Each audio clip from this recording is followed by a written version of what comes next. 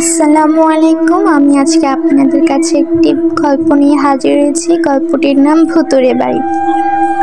ছোটবেলায় দাদি নানিদের কাছে আমরা সকলে ভূতের নানা গল্প শুনে বড় হয়েছি। সেই থেকে ভূত বা ভূতুড়ে বাড়ি সম্পর্কে শুনেছি হাজারো গল্প। আধুনিক পৃথিবী যেভাবে ভূত প্রেতের অস্তিত্বকে অস্বীকার করে চলে, সেখানে পৃথিবীর প্রায় সব দেশে এখন অবধি ছড়িয়ে থাকা শত শত ভূতের জায়গা কৌতূহল জায়গায় বই কি। তবে বাস্তবে হয়তো কখনো কখনো জনশ্রুতিতেই গড়ে ওঠে এমন অনেক ভূতুড়ে বাড়ি বা জায়গা। কোনোটিতে থাকে চমকপ্রদ রহস্য, যা এই জায়গাগুলোকে ঘিরে তৈরি করে ভূতুড়ে আবহ। আর এর কোনোটাই যখন শক্তি দলিল প্রমাণ দিয়ে বোঝা যায় না, তখনই জমে ওঠে আসল মজা। এরকমই কিছু জায়গা কিন্তু বাংলাদেশের নানা প্রান্তে ছড়িয়ে ছিটিয়ে আছে, যা নিয়ে গা ছমছমে গাল গল্প চলে এই স্যাটেলাইট আর ইন্টারনেটের যুগেও। আজ জানাচ্ছি সেরকম একটি ভূতুড়ে বাড়ির গল্প। রাজধানীর ধানমন্ডি এলাকায় অবস্থিত এই বাড়িটি। সঙ্গত কারণে বাড়ির ঠিকানাটি একটু অজানাই থাক পাঠকদের কাছে। ওই বাড়ির সত্যতা জানার জন্য সেই বাড়ির ঠিকানায় হাজির হলাম ভর দুপুরে। বাড়িটি আগে থেকে চিনতাম, তাই খুঁজে পেতে খুব বেশি ঝামেলা পোহাতে হয়নি। ঝামেলাটা হলো বাড়ির ভূতুড়ে গল্প আদৌ সত্যি কিনা সেটা জানতে গিয়ে। বাড়ির পাশের চায়ের দোকানের মামার থেকে শুরু করে বাড়ির দারোয়ানের প্রতিটি কথাই ছিল রহস্য।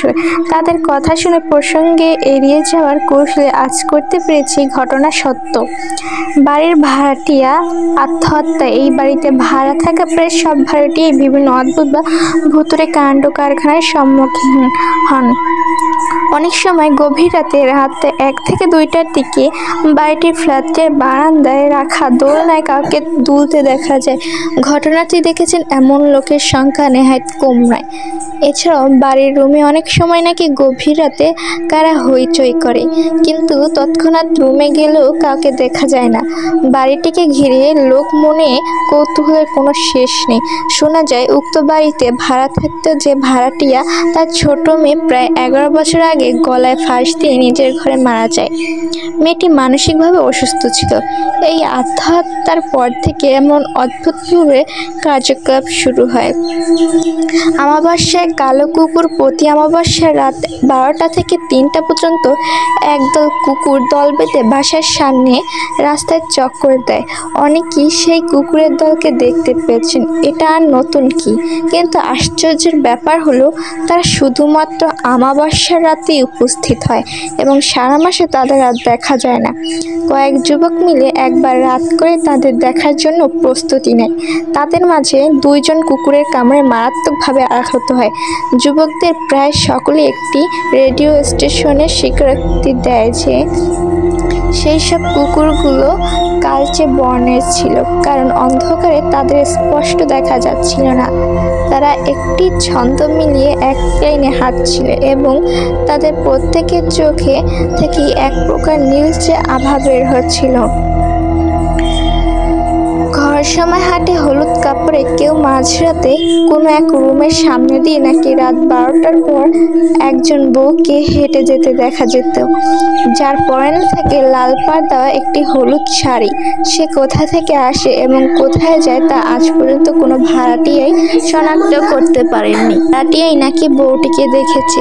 মেঝেতে জমে রক্তলাল পানি। বেশ অবাক হয়েছে শুনে যে ওই ফ্ল্যাটের ফ্লোরে পানি জমত। তার শুধু পানি হলে এক কথা ছিল, যে পানি জমতো সেগুলো ছিল রক্তে রঙের পানি। ফ্ল্যাটের মালিক পক্ষ অনেকবার মেঝে ঠিকঠাক করে দিলেও বন্ধ হতো না সেই পানি জমা। শুধু মেঝেতে পানি জমা সমস্যাই নয়, ছিল বিদ্যুতে ভিব্রাটের সমস্যাও। এতক্ষণ যে বাড়ি নিয়ে এত গল্প হলো, সেই বাড়ির প্রতিটি ফ্ল্যাটে কিন্তু এমন ঘটনা ঘটে না। ঘটছে শুধুমাত্র একটি ফ্ল্যাটকে ঘিরে। সেই ফ্ল্যাটে এখন আর কোনো ভাড়াটিয়া থাকে না। মালিকপক্ষ এখন আর সেই ফ্ল্যাট ভাড়া দেন না। শেষে সেই বাড়ির দারোয়ানের একটি কথা দিয়ে শেষ করছি। ভূত মানতে গেলে দেখা যাবে আপনার সাথেও ভূত আছে। কথা শুনে মনে মনে হেসেছিলাম। রাস্তায় যেতে যেমন ভেবেছি ঠিক লিখতে লিখতেও তেমনটাই ভাবছি। সত্যি আমার সাথে কি তাহলে ভূত আছে? গল্পটি যদি আপনাদের ভালো লাগে তাহলে আমার চ্যানেলটি সাবস্ক্রাইব করে পাশে থাকবেন। সবাই ভালো থাকবেন। আল্লাহ হাফেজ।